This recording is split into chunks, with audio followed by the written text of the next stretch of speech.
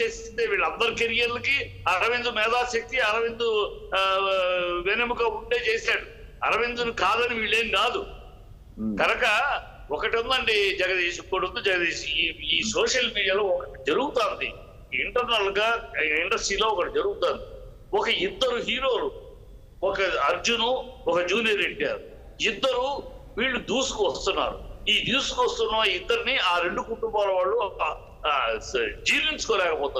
జీర్ణించుకోలేక ఎక్కడ వీళ్ళిద్దరి మీదే ఎక్కువ ఎక్కడ చూస్తే కాంట్రవర్సీ క్రియేట్ అవుతుంది. ఈ వీళ్ళని మెయింటైన్ చేయడం, యూట్యూబ్ లో మెయింటైన్ చేయడం, యూట్యూబ్లకి ఫ్యాన్స్ కి లీడ్లు ఇవ్వడం, ఇవన్నీ జరుగుతున్నాయి. వీళ్ళిద్దరి యొక్క ఆధిక్యతని, వీళ్ళ యొక్క ఎదుగుదలని భరించలేక,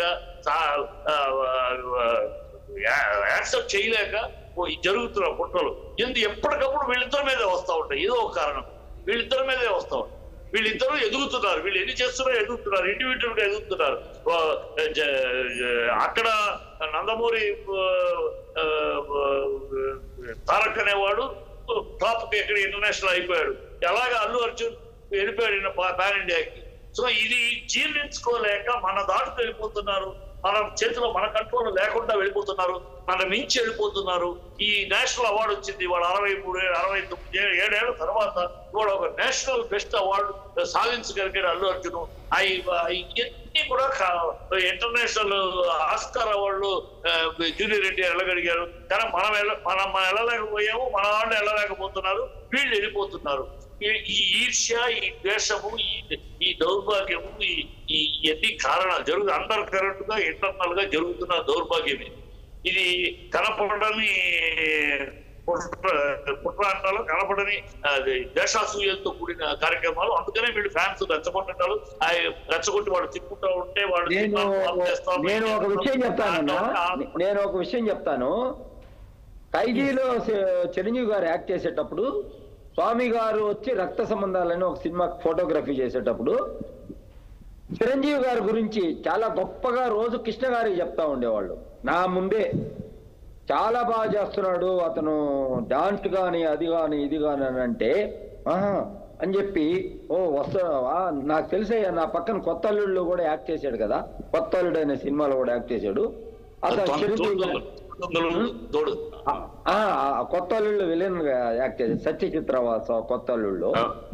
అవన్నీ కూడా ఉదాహరణగా చెప్పి కృష్ణ గారు ఆయనకి మంచి భవిష్యత్తు ఉంది అని చెప్పి ఆ రోజు చెప్తున్నేవాడు. ఇప్పుడు స్వామి గారు ఖైదీకి ఫోటోగ్రఫీ ఆయనే కదా.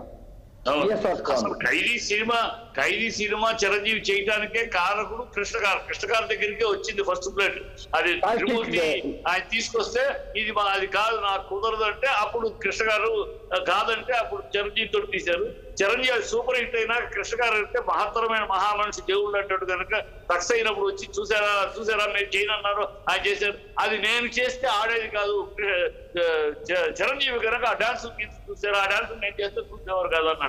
మహామనిషి ఆయన, అంత గొప్ప వ్యక్తి కనుక కృష్ణ గారు. అలాంటి ఒక మంచి భావం ఆ రోజుల్లో సోమన్ బాబు గారు కానీ అందరూ కూడా ఫ్రెండ్షిప్ లో ఎవరు వాళ్ళ సినిమాలు వాళ్ళ ఫ్యాన్స్ వాళ్ళు అట్లా ఉండేవాళ్ళు. ఒక రామారావు గారికి ఎందుకంటే అల్లూరి సీతారామరాజు తీయుతున్నాడని కృష్ణ గారు తీశారని ఆ రకమైన వివాదం రామారావు గారి ఫ్యాన్స్ మధ్య, కృష్ణ గారి ఫ్యాన్స్ మధ్య ఉండేది. అప్పట్లో ఉండేదే కానీ వాళ్ళు ఇద్దరు ఎదురుపడినప్పుడు అన్నగారు అని బాగా మంచి ప్రేమగా మాట్లాడుకునేవాళ్ళు. ఇప్పుడు మీరు చెప్పినట్టు ఏంటంటే ఇప్పుడు టాప్ స్టార్స్ అయిపోతున్నారు అని అంటే వాళ్ళని మనం ఎవరు ఆపలేరు. ఎందుకంటే వాళ్ళ యాక్టింగ్ స్కిల్స్ అట్టున్నాయి. మనం వీలైతే మన పిల్లలు కూడా ఆ రకంగా తీర్చిదిద్దాలని ట్రై చేయాలి. పక్కన వాళ్ళని ఇబ్బంది పెట్టి ఆ రకంగా మాట్లాడినంత మాత్రాన వాళ్ళు. ఇప్పుడు బన్నీ క్యారెక్టర్ నేను చెప్తా, నా జయం సినిమాలో యాక్చువల్ గా బన్నీ హీరోగా యాక్ట్ చేయాల్సింది. తేజ గారు డైరెక్టర్ గారు ఏం చేశారంటే అతన్ని 4 సార్లు ఆడిషన్ అని చెప్పి పిలిచాడని ఒకరోజు వచ్చాడు. అతను వచ్చిన తర్వాత నాకు తేజ గారు ఏం చెప్పారంటే, నువ్వు పోయి చెప్పి పంపించాయా, లేదు కుదరదు ఈ సినిమాకి, నితిన్ ఓకే అనుకున్నాము అని చెప్పంటే నేను వెళ్ళి బన్నీకి ఏం చెప్పారంటే, బన్నీ ఇట్లా అనుకుంటున్నారు అది ఇది అని అంటే, లేదండి మీరు చెప్పేది కాదు, ఆ తేజ వచ్చి చెప్పాలా నాకు మీరు చెప్తారు ఏంటంటే రెడ్డి గారు అది ఇది అని అన్నాడు. అన్నప్పుడు నేనేమన్నానంటే అతనితో, అయ్యా మీ నాన్న అల్లు అరవింద్ గారు చాలా ఇప్పుడు మన చిరంజీవి గారిని కానీ అందరిని కూడా కొంచెం ఆ రోజుల్లో వారికి ఒక దిశని చూపించి అన్ని రకాలుగా కూడా చిత్ర పరిశ్రమలో ముందుకు చేశాడు కాబట్టి నీ భవిష్యత్తు ఈ తేజ గారి సినిమా జయం ద్వారా కాకుండా నువ్వు ఎలాగైనా హీరో అవుతావు, ఎలాగైనా టాప్ హీరో అవుతావు, నీకు ఆ అవకాశం అనేది ఉంటుంది. నితిన్ అనే వ్యక్తికి మేము ఒక ఆఫర్ ఇవ్వాలనుకున్నాము, నువ్వు దయచేసి నేను కావాలంటే మీ నాన్నగారికి వచ్చి మాట్లాడతాను, నువ్వు వెళ్ళంటే అప్పుడు వెళ్ళాడు అతను ఆవేశపరుడు. ఎందుకంటే యూత్ యంగ్స్టర్స్ లో ఉంటారు, అదిగా కష్టం ఎక్కువ పడతాడు. ఆర్టిస్ట్ గా చాలా కష్టపడతాడు అన్నమాట. డాన్స్ గాని ఈ రోజు జూనియర్ ఎన్టీఆర్ గాని బన్నీ గాని వేసే స్టెప్పులు ఎవరు వేయలేరు. ఈ ఊరినే మనం మాట్లాడుకోవాల్సిందే కానీ చిరంజీవి గారి తర్వాత జూనియర్ ఎన్టీఆర్ ఈ బన్నీయే డాన్సులు కానీ యాక్టింగ్ స్కిల్స్ కానీ అన్ని కూడా ఎక్కువగా చూపించగలుగుతున్నారు. ఇది ఒకరు మంచి స్థానంలో ఉన్నారు అని అంటే మన కుటుంబమే కదా, మన కుటుంబం నుంచి వచ్చిన వ్యక్తే కదా. ఆ విధమైన భావం వాళ్ళల్లో ఉంటుంది.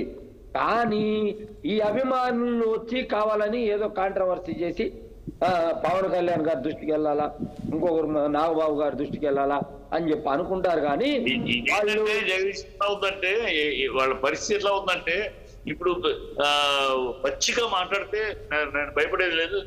పచ్చిగా మాట్లాడితే రామ్ చరణ్ అల్లు బన్నీ రామ్ చరణ్ దాటుకెళ్ళిపోతున్నాడు.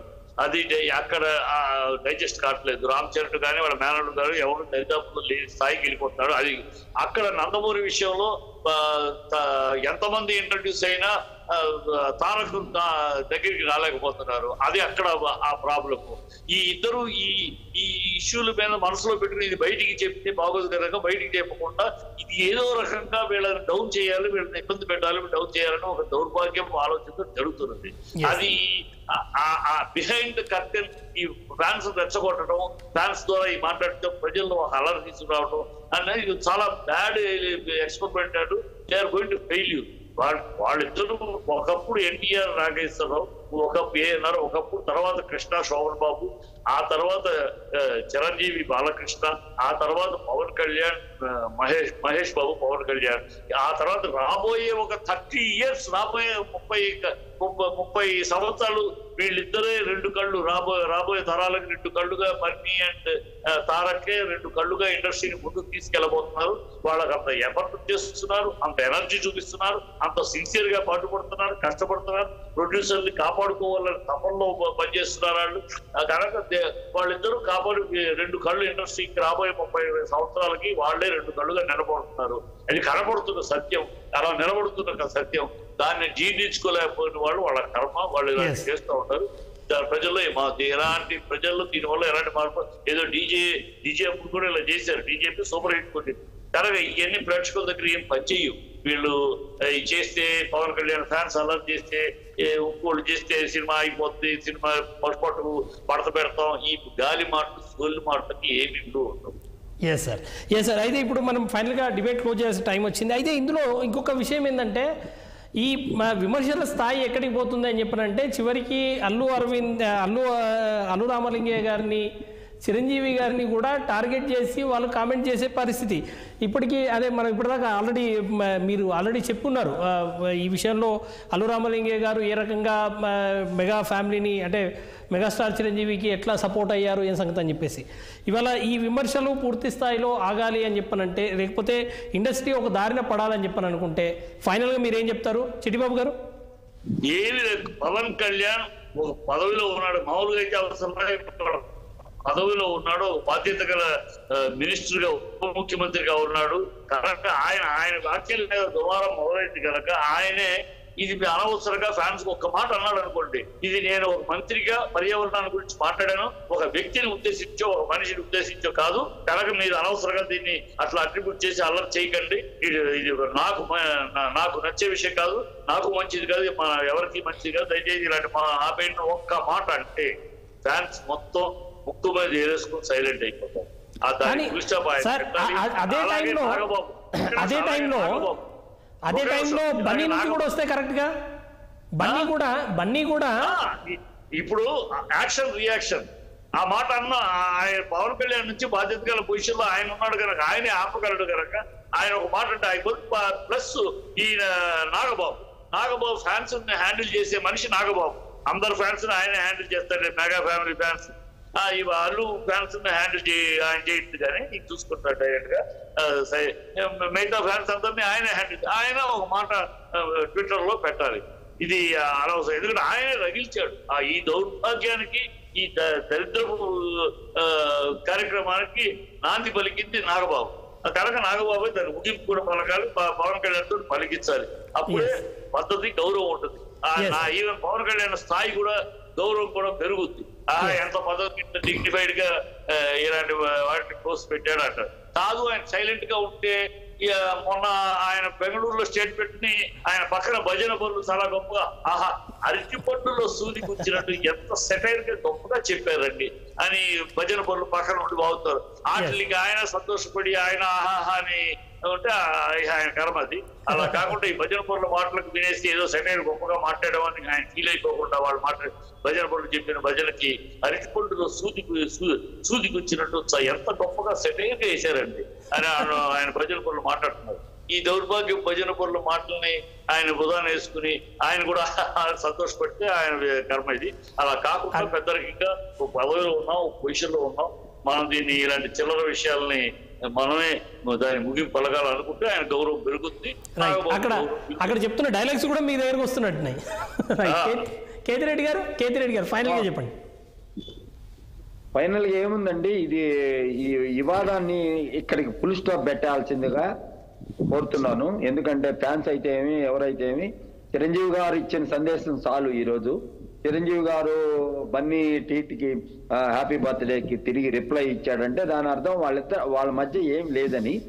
చిరంజీవి గారిని అనుసరించి పోతారు కాబట్టి నాగబాబు కానీ ఎవరైనా కూడా, నాగబాబు కానీ అదేనా మన పవన్ కళ్యాణ్ గారు కానీ ఇతరత్ర అందరూ కూడా ఆయన కుటుంబ పెద్దగా ఆయన ఉన్నాడు కాబట్టి ఆయన సందేశాన్ని బట్టి వీళ్ళు దాన్ని పెంచి పోషించకుండా అక్కడ ఫుల్ స్టాప్ పెట్టాల్సిందిగా కోరుతున్నాను. Right sir, thank you sir. Debate లో పార్టిసిపేట్ చేసిన జగదీష్ ఒక్క నిమిషం. జగదీష్ చెప్పండి సార్. హలో జగదీష్, ఒకటి చిరంజీవి గారు లాగద్దు నా ఉద్దేశం. దయచేసి చిరంజీవి గారు పాప ఆయన పెద్దరికంగా ఆయన ఉన్నాడు. గతంలో కూడా నాగబాబు చెప్పినప్పుడు ఆయన చెప్తేనే నాగబాబు ట్వీట్ చేసి చిరంజీవి గారిని లాగి దీంట్లో అనవసరంగా. ఇది only connected to Nagababu and Pawan Kalyan. Chiranjeevi గారిని అనవసరంగా లాగి ఆయన్ని ఇబ్బంది పెట్టడం కరెక్ట్ కాదు. ఎందుకంటే ఆయన సంబంధం లేదు. ఆయన ఇలాంటి వివాదాలు మాటలు ఎప్పుడు మాట్లాడుతూ. నేననింది ఏంటంటే చిరంజీవి గారు చెప్పారు కదా, దాన్ని మెగా ఫ్యాన్స్ అంటే ఎవరు? ఇప్పుడు పవన్ కళ్యాణ్ గారికి ఉన్న ఫ్యాన్స్ అయినా ఎవరికి ఉన్న ఫ్యాన్స్ అయినా వాళ్లే కాబట్టి ఆ ఫ్యాన్స్ అర్థం చేసుకొని చిరంజీవి గారు కూడా దానికి పెంచి పోషించటం లేదు అనే ఉద్దేశం కలిగి మీరందరిలో కూడా మార్పు రావాలని నేను కోరుకుంటున్నాను. పవన్ కళ్యాణ్ గారు సమాజ హితంతో మాట్లాడాడు అనేది మీరు అర్థం చేసుకోండి అని చెప్పారు. చిరంజీవి గారు పాప ఆయన ఎప్పుడు కాంట్రవర్సీ మాట్లాడినాడు కాదు. ఆయన అనవసరంగా వీళ్ళేదో మాట్లాడితే ఆయన్ని దాన్ని సరిదిద్దామని ఆయన అడగటంలో అందుకని అన్న. Pawan Kalyan is responsible, Nagababu is responsible. They have to close the matter. Right sir. Mahesh వ్యవహారంలో కూడా ఆ రోజు చిరంజీవి గారు ఇన్వాల్వ్ అయితేనే అది ఫుల్ స్టాప్ అయింది. అవును. ఆ రోజు కత్తి మహేష్ వ్యవహారం కూడా పవన్ కళ్యాణ్ ఇది అంతా కొంచెం రచ్చ అయినప్పుడు కత్తి మహేష్ వ్యవహారంలో కూడా చిరంజీవి గారు చెప్తేనే వాళ్ళు విన్నారు ఆ రోజు. చిరంజీవి గారిని కూడా ఆయన ఎందుకు ఈ మాటల్లో మాట్లాడతాడు, ఈ కత్తి మహేష్ కి సమానంగా ఆయన ఎందుకు దిగుతున్నాడు అని కూడా అన్నారన్న. ఆ స్థాయికి ఆయన ఎందుకు దిగిపోవాలి, కత్తి మహేష్ స్థాయికి చిరంజీవి గారి దగ్గర మాట్లాడటం ఏంటని కూడా అన్నారు. అందుకని ఆయన స్థాయిని ఆ స్థాయి అలా ఉంటున్నామంటే ఆయన స్థాయిని అలా ఉండండి. ఆయన టెంపర్తో కిందకే అని అంటున్నారు. వీళ్ళ ఇది కింద స్థాయి, అది ఆ గౌరవ స్థాయి కాదు జరుగుతున్నది. వీళ్ళిద్దరు